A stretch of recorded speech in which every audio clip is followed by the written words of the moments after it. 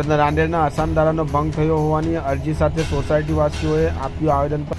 સુરતના રાંદેર વિસ્તારમાં અસાનધારો લાગુ થયેલો છે, તેમ છતાં રાંદેર વિસ્તારમાં આવેલી કીર્તિનગર સોસાયટીમાં મકાન મુસ્લિમ વ્યક્તિને વેચવામાં આવ્યું છે, જેને લઈને સ્થાનિકો દ્વારા કલેક્ટર કચેરીએ આવેદનપત્ર આપવામાં આવ્યું હતું, જેમાં મકાન વેચનાર અને મકાન ખરીદનાર સામે કાર્યવાહી કરવાની માંગ કરવામાં આવી। મારું નામ જોશુઆ માર્ટિન છે, યુવા લેખક છું અને કીર્તિનગર સોસાયટીનો સભ્ય છું।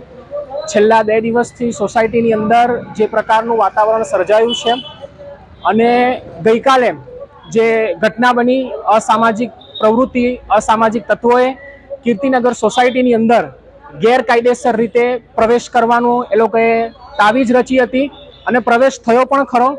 સૌથી પહેલાં તો એ અસામાજિક તત્વો સામાન્ય વ્યક્તિઓની જેમ જ સોસાયટીની અંદર ગેરકાયદેસર પ્રવેશ થયો।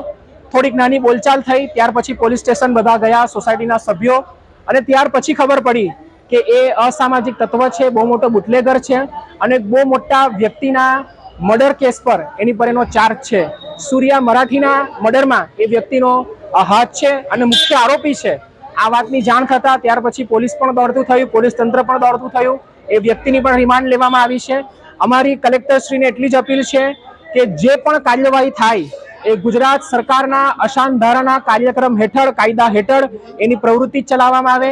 2019થી આજે આ 4થું વર્ષ છે કે જ્યારે અસાનધારો 2020થી લાગ્યો અને આજે આ 4થું વર્ષ છે। અસાનધારાની કાર્યવાહી હેઠળ અસાનધારાના જે કાયદાઓ છે, નિયમો છે, એ નિયમોને આધીન થઈને આખી જે મિલકત ટ્રાન્સપ્લાન્ટની જે કાર્યવાહી છે, જે મિલકત તબદીલ કરવાની, એ કલેક્ટરશ્રી કરે।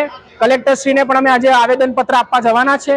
કલેક્ટરશ્રીને પણ વિનંતી છે કે આગળ પણ કીર્તિનગર સોસાયટીના 5 નંબરનો બંગલો, એમાં પણ આ પ્રકારની અસામાજિક તત્વોએ પ્રવેશ કરવાનો પ્રયત્ન કર્યો હતો, એની પર અમે સ્ટે લાવ્યા હતા અને અમે ફરી એક વખત આજે અમે આ 80 નંબરના બંગલા પર સ્ટે લાવવાને માટે કલેક્ટરશ્રીને અપીલ આપવા આવ્યા છે અને મને પૂરો વિશ્વાસ છે કે સરકારી તંત્ર, બ્યુરોક્રેસી અને કલેક્ટરશ્રીની ઓફિસ પણ અમને સહકાર આપશે। એ જ આશા સાથે જય હિન્દ, ધન્યવાદ।